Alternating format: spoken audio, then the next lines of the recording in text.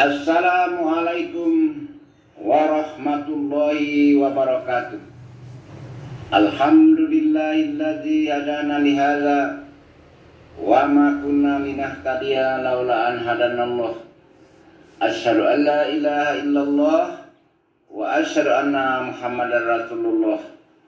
Rabbi shrah li sidri wa yassir li amri wa ahlul 'uqdatam min lisani wa yafqahu qawli. Pada kesempatan ini izinkanlah saya menguraikan sedikit tentang rapat adat Bukit Sejarah Kerinci. Setelah Tiang Bungku meninggal,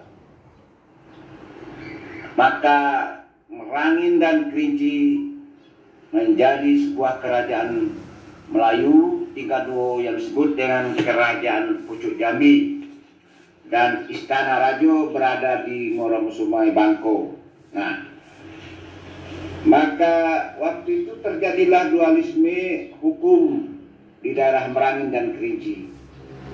Pertama, hukum yang lama yang disebut dengan undang. Jadi undang ini adat Minangkabau, itu undang namanya kata orang Jambi ini.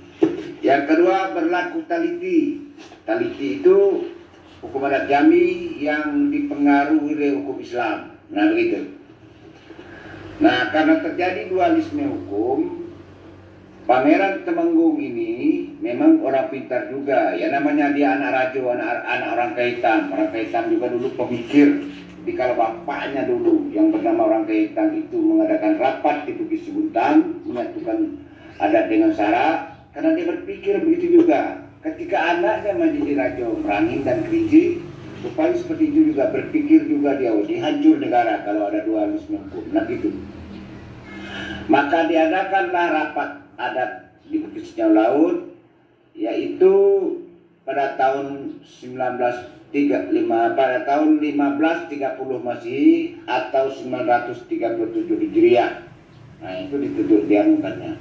Itu selama 14 hari itu, mulai tanggal 20 Agustus, mulai hari Rabu tanggal 20 Agustus, ditutup hari Rabu 3 September 1530, atau mulai dari hari Arba'ah tanggal 16 Zulhijjah 936 Hijriah, ditutup pada hari Arba'ah tanggal 1 Muharram 937 Hijriah. Nah, itu rapatnya.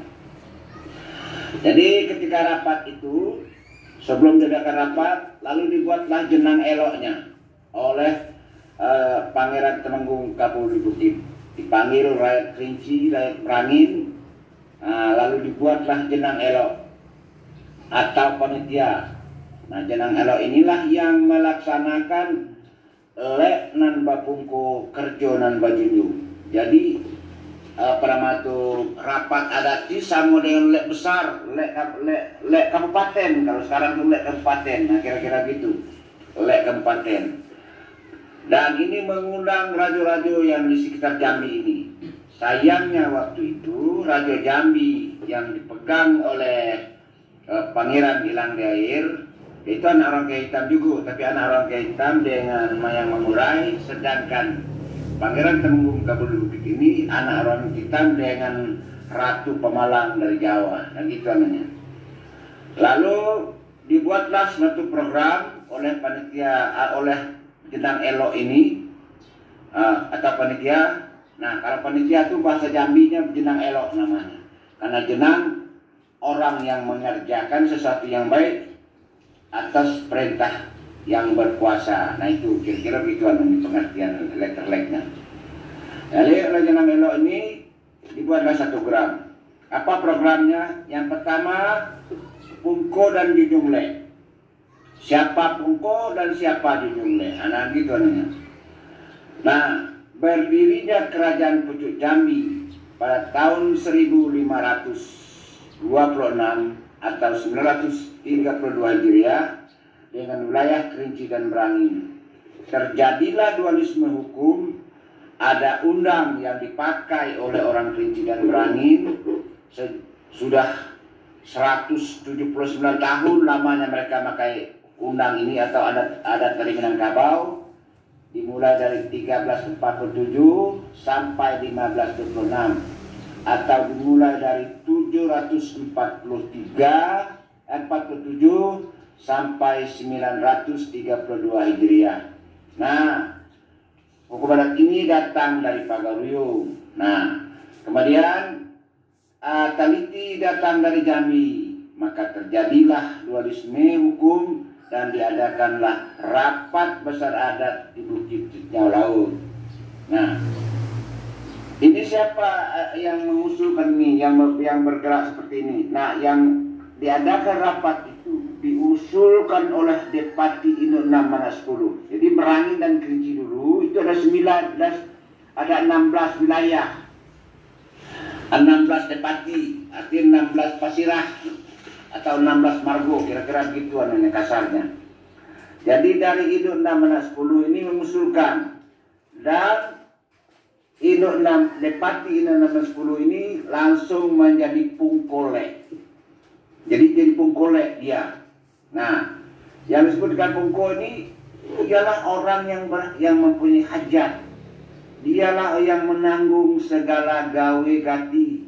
Dialah yang menanggung segala biaya. Dialah yang menanggung kalau ada yang menjinjing yang ringan, memikul yang berat. Dialah yang menanggung mengantar yang dekat, mengantar yang jauh. Nah, gitu namanya. Nah, itu yang menjadi pungkolek adalah Depati Induk 6 Mana 10. 6 berada di wilayah Merangin sekarang, dan 10 berada di wilayah Kerinci sekarang. Nah, itu apa nama tuh pungkolek. Nah, sedangkan Junjungle adalah Rajo Pucuk Jambi. Nah, karena Raja Jambi penambahan data kapal tidak hadir waktu itu. Nah, itu. Jadi rapat adat Sinyal Laut, pungkoleknya adalah Depati Induk 6 Mana 10, sedangkan Junjungle adalah Pangeran Temanggung Kabul di Bukit. Tapi waktu itu belum bergelar pangeran, belum ada Kabul di Bukitnya karena mau ada rapat ya. Gitu. Nah, terus yang kedua dibuat Balai Alam Barajo. Nah, di Bukit Sinyal Laut dibuatlah Balai Alam Barajo. Sebanyak 9 buah, lebar 9 depo, panjang 2 kali 9 depo. Itu tempat orang mengambil keputusan. Kemudian dibuat pula Balai Pande 9 buah, lebar panjang 9 hastu. Untuk yang di Pertuan Darah Putih mengadakan rapat. Rajo sesama rajo, pemangku adat sama pemangku adat, dan para pembesar sama pembesar, jenang sama jenang. Nah, begitu namanya. Dibuat Balai Alam Barajo namanya. Yang ketiga, rajo-rajo negara yang hadir waktu itu, karena undangan diundang. Nah, rajo negara waktu itu kan ada negara ya, ada negara Palembang, ada negara Rejang Lebong, ada negara Muko-Muko, ada negara Minangkabau. Itu negara, tapi zaman itu disebut kerajaan. Kerajaan itu negara. Nah, jadi ya rajo negara yang hadir itu, maka dijemput atau diundang. Nah, itu dijemput atau diundang rajo negara-negara sahabat di sekitar Provinsi Jambi ini, kerajaan Jambi. Dikirimlah undangan resmi oleh Rajo Jambi yang diwakili oleh Pangeran Temenggung Kabul Bukit itu, mengirimkan cerano sirih senampan ditambah tudung dan belepak, tongkat dan babatang, tali dan babuhul kepada raja-raja tetangga. Dan waktu itu pas hari H-nya hadirlah raja-raja tersebut. Pertama hadir Sultan Bakilat Alam Rajo Minangkabau. Nah, datang dengan kepala adat membawa gong, canang, suling, rebab, dan kecapi. Segala alat musik yang ada di zaman itu dibawa oleh mereka. Nah, yang kedua datanglah dan Sultan Sairullah dari Mukomuko dari kerajaan Indrapura, yaitu Sultan Sairullah atau Tuanku Hitam. Raja Indrapura ini disebut orang dengan Tuanku Hitam berdarah putih, datang dari istana Teluk Air Manis bersama kepala adat, juga dengan membawa alat kesenian, membawa gong, canang, kecapi, rebab, suling, dan serdam, dan sebagainya, dan sebagainya. Dan mereka membawa perbekalan dan alat piranti. Demikian juga berkelat alam pendidik itu. Samping mereka membawa musik, mereka juga membawa alat piranti yang dibutuhkan oleh mereka, ya, seperti selimut, segala macam makanan. Juga mereka walaupun pada panitia atau Jenang Elok menyiapkan tentang makanan tadi, tapi mereka bawa persiapan. Yang ketiga, Rajo Tiampat Patulai. Rajo Tiampat Patulai yaitu Rajo Mudo Kerajaan Rejang Lebong dari Renah Sekelawi, Pinang Belari, datang bersama kepala adat, membawa gong, membawa canang, membawa suling, rebab, rebana, gendang, dan kecapi dari Rejang Lebong. Membawa semua alat musik di bawahnya. Nah, juga membawa perbekalan dan alat piranti. Nah, itu. Yang keempat, Rajo Demang Selebar Daun. Rajo Demang Selebar Daun dari Palembang, datang bersama kepala adat yang dari hukum adat Simbur Cahaya, dan masing-masing mereka juga membawa gong, membawa canang, membawa alat musik-musik daerahnya masing-masing. Yang kelima, semua pemangku adat yang ada dalam wilayah Melayu Jambi datang membawa gong, membawa canang. Dari bukit orang berduyun-duyun datang. Nah, rakyat tanpa diundang pun juga datang pada waktu itu. Nah, itulah yang disebut dalam adat, dari bukit datang menurun, dari lekuk datang mendaki, nan buto datang dipapah, nan lumpuh datang ditalu, nan patah datang batungke, lah sesak tempat nan datang, nan lekuk lah penuh puluh. Nah, bayangkan semua orang yang ada di Jambi ini ingin pergi ke Kerinci itu, pergi menghadiri rapat besar adat di Bukit Sinyalau. Nah, gitu. Yang keempat, Bantai Kerbau Tengah. Untuk mensakralkan kejadian yang luar biasa besarnya ini, nah, dibantailah kerbau tengah dua untuk penutupan, dan juga diikrarkan sumpah setia-setia. Kemudian ditanam rambut yang dipertuan berdarah putih bersama dengan bulu darah kotoran kerbau tadi. Lalu ditetapkanlah batas Jambi dengan Pagaruyung, yaitu Sialang Belantak Besi. Batas Jambi dengan Palembang ditetapkan, batas Jambi dengan Rejang Lebong ditetapkan, batas Jambi dengan Indrapura ditetapkan. Nah, itulah, maka timbullah sesudah itu tambo-tambo tentang perbatasan antara Jambi dengan kerajaan tetangga. Nah, itu anunya. Nah, kemudian putusan rapat adat cerot ini. Nah, ketika rapat ini selesai dan di akhirnya dibacalah putusan oleh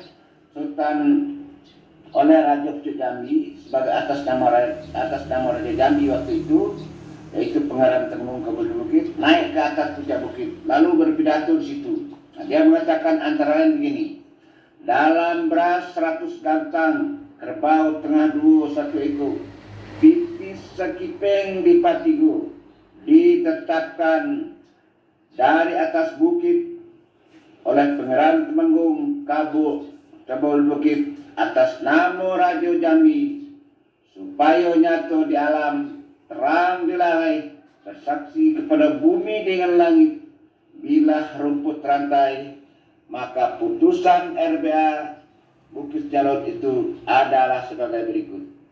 1.